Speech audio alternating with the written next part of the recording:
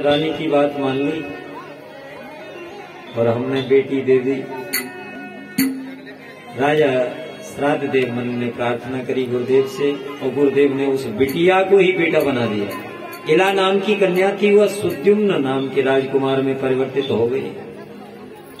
एक दिन घोड़े पर बैठकर शिकार खेलने के लिए वन में गए और भोले बाबा यहाँ जहाँ पार्वती के साथ निवास करते थे इलाव्रत खंड में, उसमें एक बार शंकर भगवान पार्वती के साथ विराजमान थे तो कुछ देवता आए तो माँ पार्वती बड़ी लज्जित हुई। कहा महाराज एकांत भी नहीं है आपके साथ बैठने के लिए। तो भोले बाबा ने कहा आज के बाद जो कोई इस क्षेत्र में आएगा वह पुरुष से स्त्री हो जाएगा, तो लज्जा की कोई आवश्यकता नहीं। तो वहाँ का नियम था कि कोई भी पुरुष जाता था वह स्त्री हो जाता। तो ये श्रीमान सुद्युम्न भी आज स्त्री हो गए हैं। घोड़ा घोड़ी बन गया, सैनिक थे वह सब स्त्री बन गए। मारे लज्जा के जैसे ही लौट करके आए तो वशिष्ठ जी ने, राजा ने महाराज शंकर जी को मनाया। तो शंकर जी ने कहा 1 महीने तक यह स्त्री रहेंगे, 1 महीने तक पुरुष रहेंगे। अब तो और बुरी बात है, 1 महीने रनिवास में रहेगा, 1 महीने बाहर रहेगा। तो मारे लज्जा के घर छोड़ के चले गए। इसके बाद हमारे श्राद्ध देव मनु के यहाँ 10 संतान हुई हैं। इक्ष्वाकुनग सर्याते दिष्ट धृष्ट करु सकाम नरेश्यम। दूसरे बेटा सर्याती हुए हैं। एक दिन भ्रमण करते हुए वन में गए तो अपने सेना के सहित एक आश्रम में विश्राम करने लगे हैं। इनकी पुत्री खेलती खेलती गई, किसी कीले में जुगनू चमक रहा था, कुछ चमकीला पदार्थ दिखाई पड़ा तो उसमें कांटा चुभाया। वो कांटा चुभाते ही रक्त बहने लगा। जैसे खून बहता हुआ देखा, भयभीत होकर डर गई और आकर के किसी से नहीं बताया। यह और कोई नहीं महाराज श्री च्यवन ऋषि का आश्रम था। राजा प्रजा के साथ आश्रम में ठहरा हुआ है और मेरा अपराध करता है।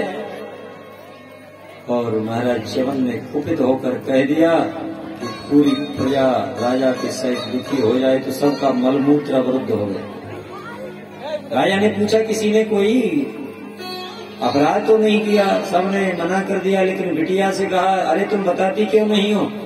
बोले क्षमा करना पिताजी, मैंने इस कीले में कुछ चमक रहा था, मैंने कांटा चुभाया तो रक्त निकला। शंकर भगवान की जय हो।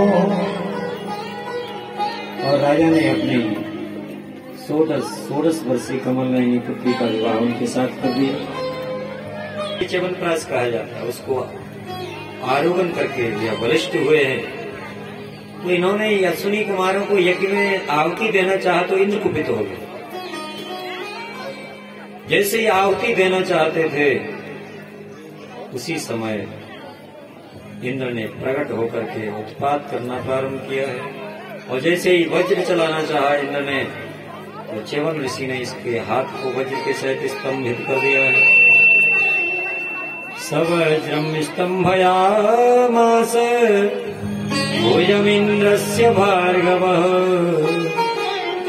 हन्तुं तमाददे वज्रं सद्यो मन्युरमर्षितः। क्योंकि जो नर्तक होता है, जो गायक होता है, जो वैद्य होता है, जो ज्योतिषी होता है, उसको यज्ञ में भाग नहीं दिया जाता।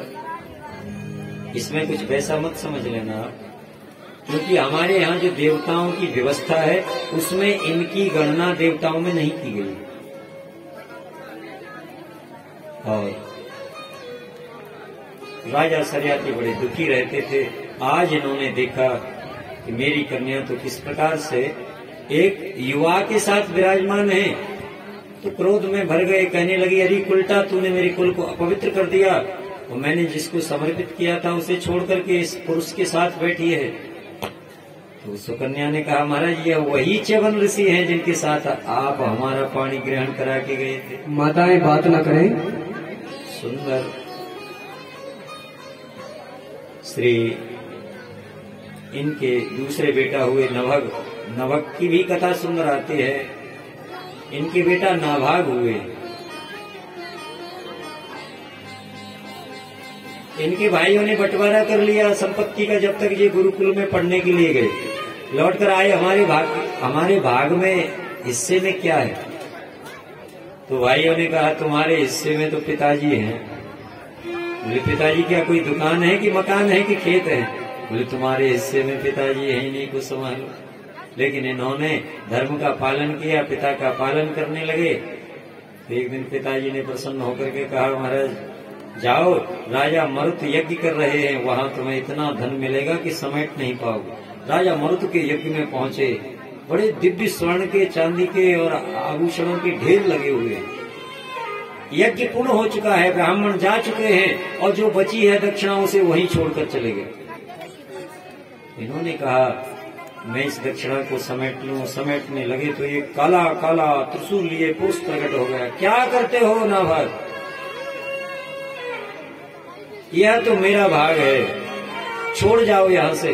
नाभाग दौड़ कर आए, पिताजी वो कोई काला काला आया, बड़ी जटा वाला, त्रिशूल हाथ में लिए, कहता है कि ये भाग में, क्योंकि जो यज्ञ का अवशिष्ट भाग होता है वो भगवान शंकर का भाग होता है। इसलिए जाकर के उनके चरणों में प्रणाम करना, कहना महाराज सत्य कहते हो, जो यज्ञावशिष्ट है वो तुम्हारा ही भाग है और आपको मैं निवेदित करता हूँ।